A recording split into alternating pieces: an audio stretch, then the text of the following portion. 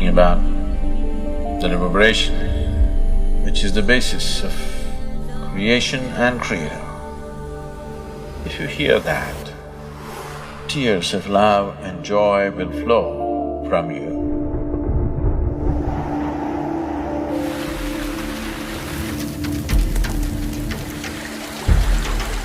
If you want to hear, there's only one device.